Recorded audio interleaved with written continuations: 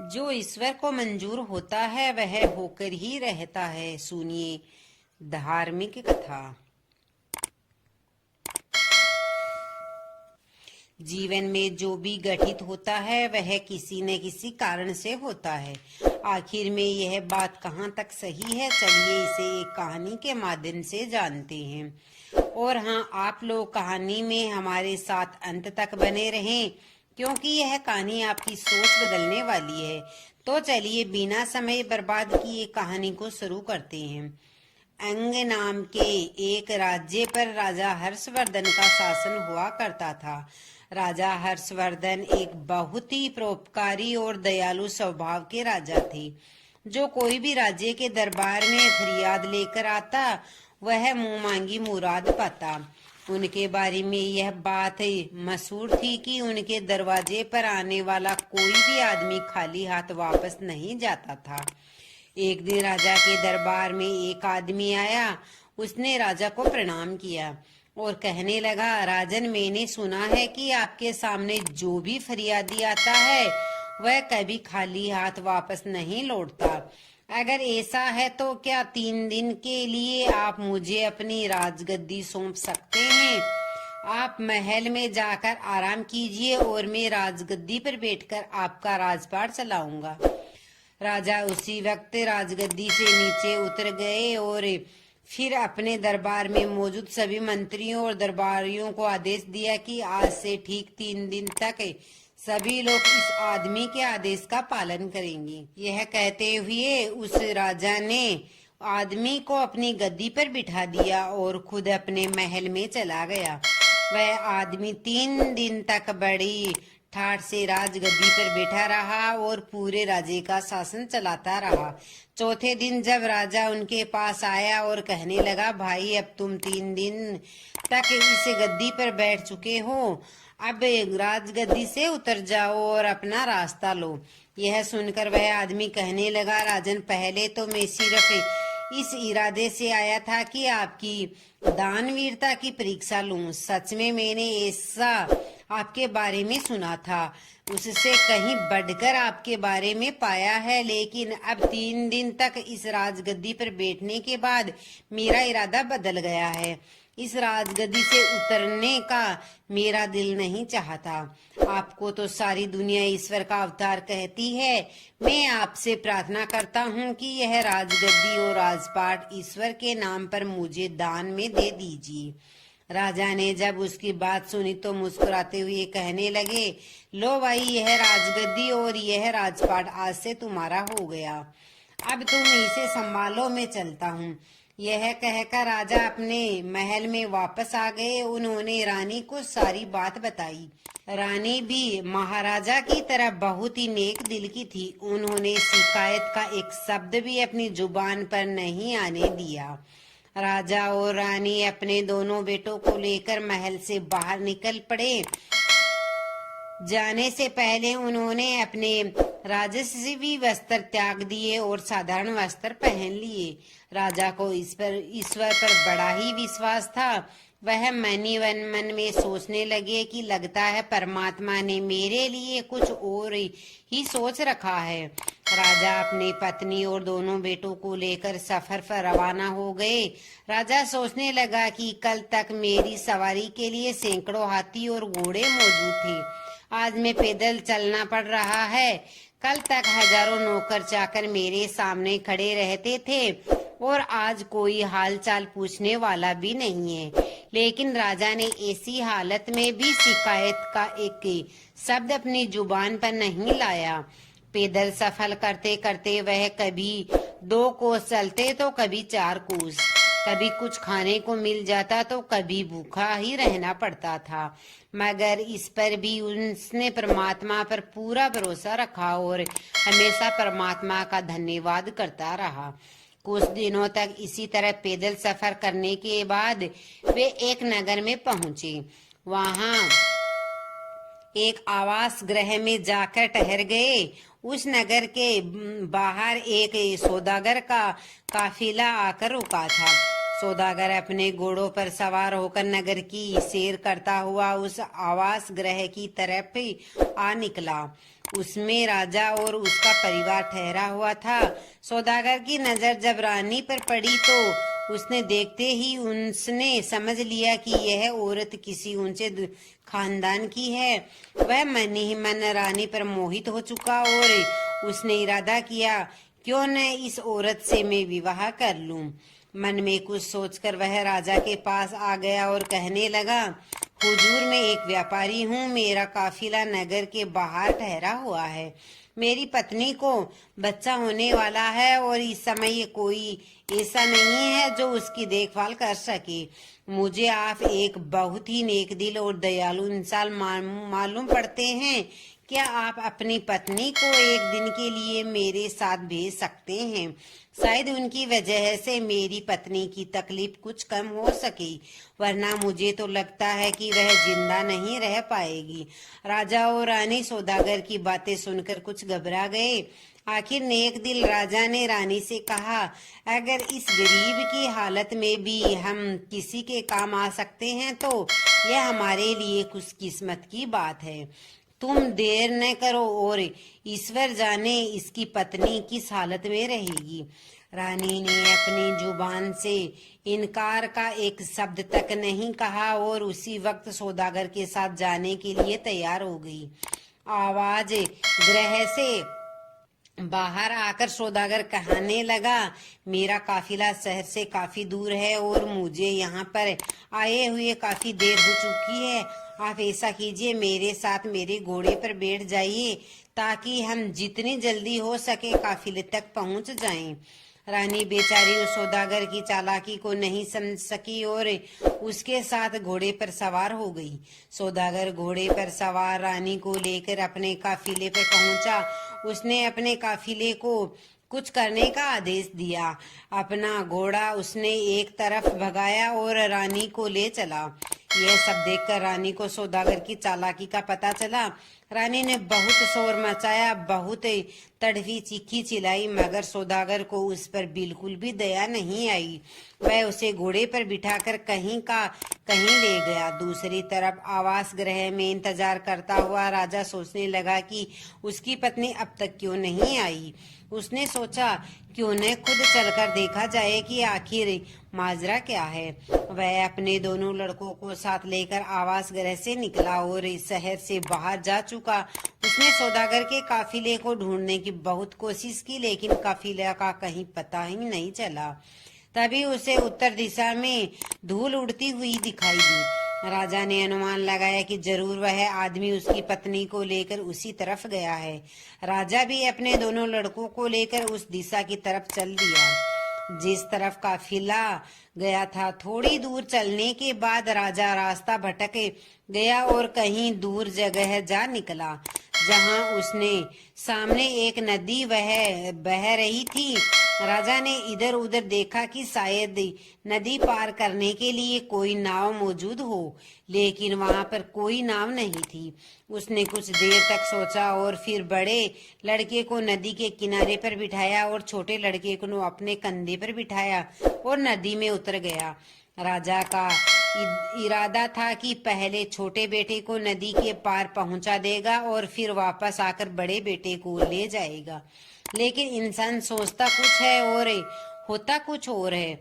वह छोटे लड़के को कंधे पर उठाकर बड़ी मुश्किल से नदी के बीचों बीच पहुंचा। तभी उसे बड़े लड़के की चीख सुनाई दी। उसने मुड़कर देखा तो एक जंगली भालू उसके बेटे पर हमला करने वाला था। राजा अपने बेटे की चीख सुनकर घबरा गया। घबराहट की वजह से राजा के कंधे पर बैठे छोटा बेटा नदी में गिर गया और बह गया। अब तो राजा खुद भी बहुत परेशान हो गया। वह जैसे तैसे नदी के एक किनारे तक जा पहुंचा।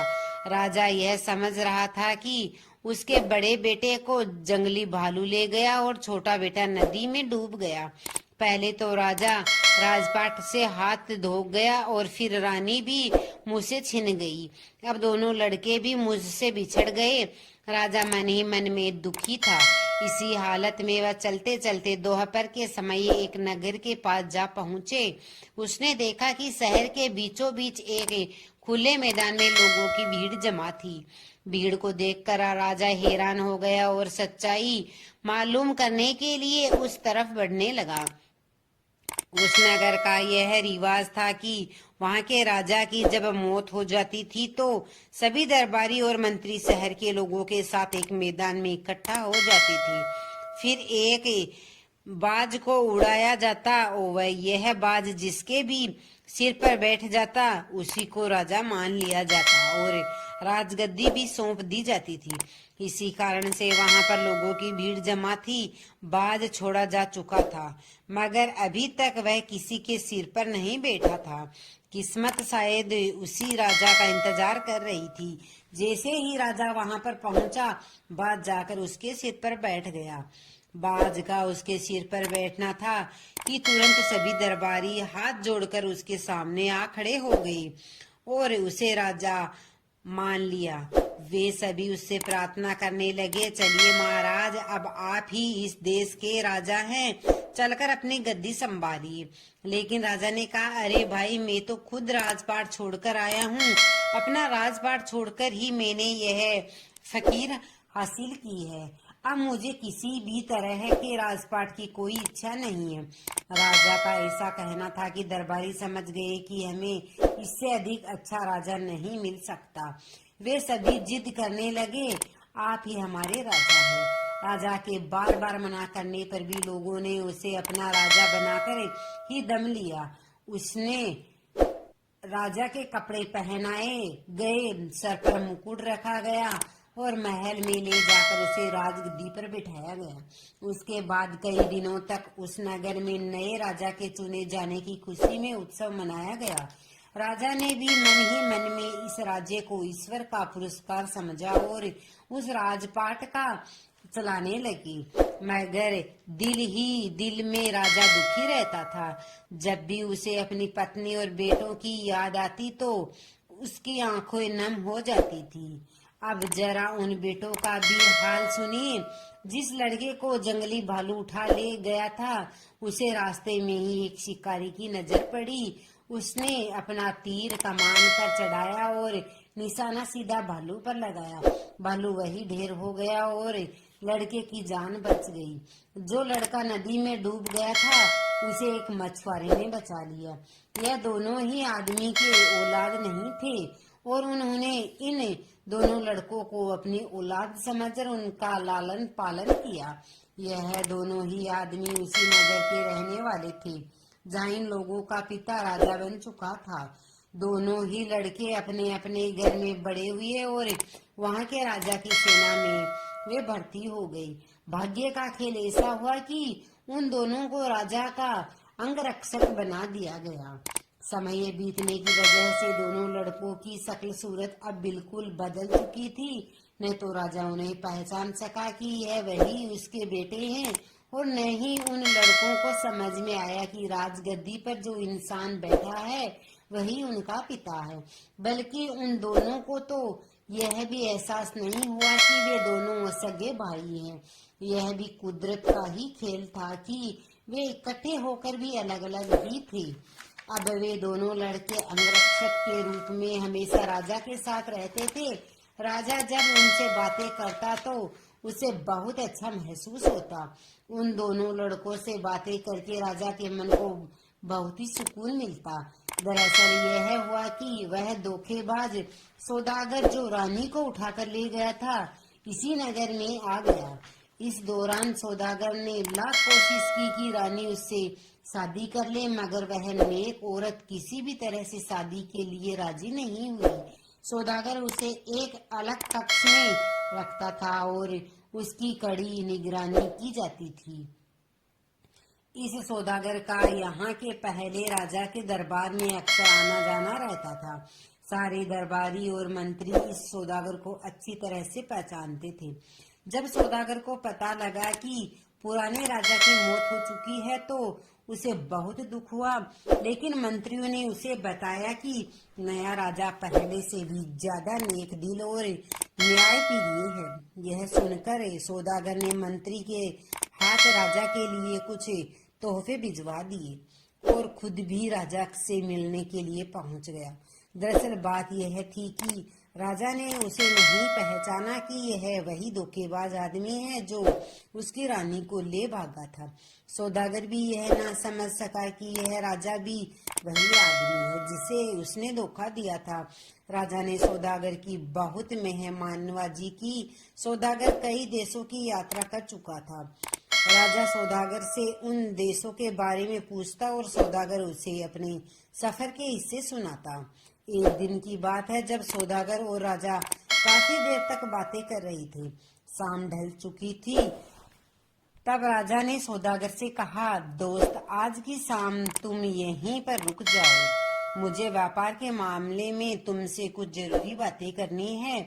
सौदागर उस रात महल में रह तो गया, लेकिन वह कुछ परेशान सा नजर आ रहा था। राजा ने सौदागर से परेशानी का कारण पूछा तो सौदागर कहने लगा, हुजूर, दरअसल बात यह है कि मेरी पत्नी पागल हो गई है।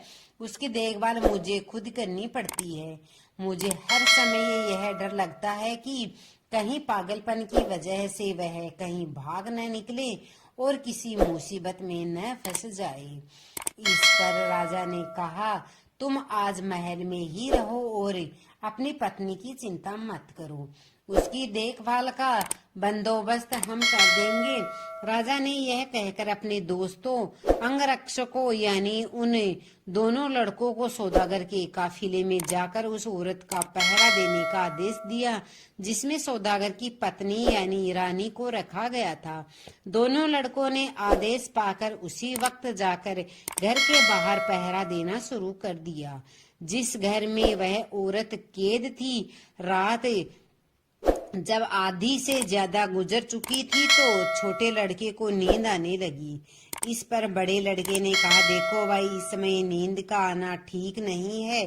कहीं ऐसा न हो कि हम दोनों ही गलती के कारण यह औरत यहाँ से निकलकर भाग जाए। इस पर छोटे लड़के ने कहा, तो फिर भाई ऐसा करो कि कोई ऐसी कहानी सुनाओ जिससे सुनकर नींद उड़ जाए। यह सुनकर बड़े भाई ने जवाब दिया, मैं तुम्हें अपनी ही कहानी सुना देता हूँ। अगर गौर से सुनोगे तो नींद तो क्या तुम्हारी भूख प्यास तक उड़ जाएगी। यह कहने के बाद उसने कहानी सुनाना शुरू किया। अरे भाई, मैं एक राजा का बेटा हूँ। मेरी पिता की न्यायप्रियता और दयालुता की दूर दूर तक चर्चा थी। लोग इन्हें ईश्वर का अवतार मानते थे। उन्होंने अपना राजपाट ईश्वर के नाम पर एक आदमी को दान में दे दिया और फिर मेरी माँ और मेरे भाई को साथ लेकर सफर रवाना हो गए। रास्ते में एक सौदागर ने धोखा देकर मेरी माँ को भगा ले गया। हम दोनों भाई अपने पिता के साथ ही थे। आगे चलकर हमें एक नदी मिली जहाँ पर कोई नाव नहीं थी। मेरे पिता ने मुझे किनारे पर बिठाया और छोटे भाई को कंधे पर बिठाकर नदी के पार ले चले। अभी वह नदी के बीचों बीच ही पहुंचे थे कि मुझे एक जंगली भालू ने पकड़ लिया। मेरे चीखने चिल्लाने से मेरे पिता घबरा गए और मेरा छोटा भाई उनके कंधे से उछकर नदी में गिर गया, जिसके कारण बाद में उनका क्या हुआ मुझे कुछ मालूम नहीं। लेकिन जब वह जंगली भालू मुझे पकड़कर ले जा रहा था तभी मुझे एक शिकारी ने उस भालू से छुड़वा लिया। फिर मेरी किस्मत मुझे इस राजा तक ले आई।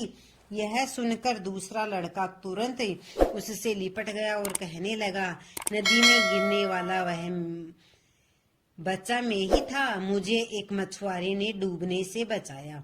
फिर दोनों भाई गले लगकर रोने लगे। उन दोनों के रोने की आवाज सुनकर अंदर कैद खाने में बैठी हुई औरत अचानक चौंक पड़ी। वह उन दोनों लड़कों से इस कारण पूछने लगी। इसका दोनों लड़कों ने जब सारी कहानी उस औरत को बताई तो वह कहने लगी, मेरे बच्चों, तुम अपनी माँ को नहीं पहचान सके। यह कहते हुए वह उन लड़कों से लिपट गई। तब उनकी माँ ने बताया, मैं अब तक इस सौदागर की कैद में ही थी। दोनों लड़के माँ माँ पुकारते हुए उसे लिपट गई। इसके बाद वे दोनों उसी समय राजा के पास गए और उसे सारी घटना सुनाई। राजा को अभी तक यह नहीं मालूम था कि सौदागर की कैद में जो औरत है वह उसी की पत्नी है, लेकिन अब उसे मालूम हुआ कि वह औरत इन दोनों लड़कों की माँ है। राजा ने यह फैसला किया कि वह इसी वक्त सारे मामले का दूध और पानी का पानी करेगा। उसने उसी समय उस औरत को लाने के लिए सिपाही भेजे। जब वह औरत राजा के सामने पेश हुई, जैसे ही राजा की नजर उस पर पड़ी तो राजा की समझ में सारा माजरा आ गया। राजा की पत्नी भी अपने पति को देखकर पहचान गई और उसके कदमों में गिर गई। दोनों भाई भी अपने पिता को पहचान चुके थे और पिताजी पिताजी कहते हुए राजा से लिपट गए। सौदागर ने जब यह देखा कि उसकी पोल अब खुल चुकी है तो वह वहां से भागने लगा, मगर राजा के सिपाहियों ने उसे यह मौका नहीं दिया। उसे गिरफ्तार करके कारागार में डाल दिया गया। अगले दिन राजा ने उस सौदागर का सारा माल जब्त किया और उसे मृत्युदंड दे दिया गया। अब जरा उस आदमी का हाल भी सुनिए जिसने राजा से राजपाट दान में हासिल किया था। राजपाट मिलने के बाद वह बहुत ही मन चला और निर्दय हो गया था। अपने खजाने को भरने के लिए उसने प्रजा पर कई तरह के कर लगा दिए। बेचारी गरीब प्रजा उसे जुल्म से परेशान हो गई। यहाँ तक कि मंत्री और दरबारी भी इस राजा से परेशान हो चुके थे। वे सभी इसी चिंता में रहते थे कि किसी तरह से वह अपने असली राजा का पता लगा पाए, ताकि इस अत्याचारी राजा को हटाकर एक बार फिर से उसे राजा बना दे। जब यह खबर उसे राज्य तक पहुंची तो उनका राजा एक नए राज्य का राजा बन चुका था। तो एक मंत्री ने उस अत्याचारी राजा को जहर देकर मार डाला। इस तरह से उस अत्याचारी राजा का अंत हो गया और वह मंत्री राजा के पास आया। सभी दरबारियों की तरफ से उसने प्रार्थना की कि वह फिर से अपने पुराने राज्य का राजपाट संभाल ले। राजा के मन में भी अपने पुराने राज्य के लिए प्रेम जाग गया और वह अपने मंत्रियों के साथ उस राज्य में आया। इसके बाद वर्ष के 6 महीने वह अपने पुराने राज्य में रहता और फिर वर्ष के अगले 6 महीने वह अपने नए राज्य में रहता। इस तरह से वह दोनों राज्य की बागडोर संभालता था। कुछ ही वर्षों के बाद जब राजा के दोनों पुत्र राजपाट संभालने के लिए योग्य हुए तो राजा ने उन दोनों को एक एक राज्य का राजा बना दिया। इस प्रकार से राजा और उसका परिवार अब खुशी खुशी जीवन जीने लगी। स्रोतो कहते हैं कि ईश्वर को जो मंजूर होता वह होकर ही रहता है। जब हम अपनी राहों में आने वाली मुश्किलों को समझते हैं तो हम जान पाते हैं कि हर बाधा हमें एक नई दिशा देती है। कभी भी अपने प्रयासों से पीछे मत हटो, क्योंकि ईश्वर का विश्वास हमेशा हमारे साथ होता है। अगर हम ईश्वर की इच्छाओं के अनुसार चलते हैं तो हमारे सपने साकार होते हैं। संघर्ष से ही सफलता की ओर रास्ता खुलता है और यही जीवन का असली सच है। कभी भी हार नहीं मानो, क्योंकि सफलता उन्हीं को मिलती है जो अपनी पूरी मेहनत और ईश्वर के प्रति विश्वास बनाए रखते हैं। चाहे रास्ता कितना भी कठिन हो, अगर हमारी नीयत सही है तो ईश्वर हमें वह ताकत और दिशा देंगे कि जिनकी हमें जरूरत है।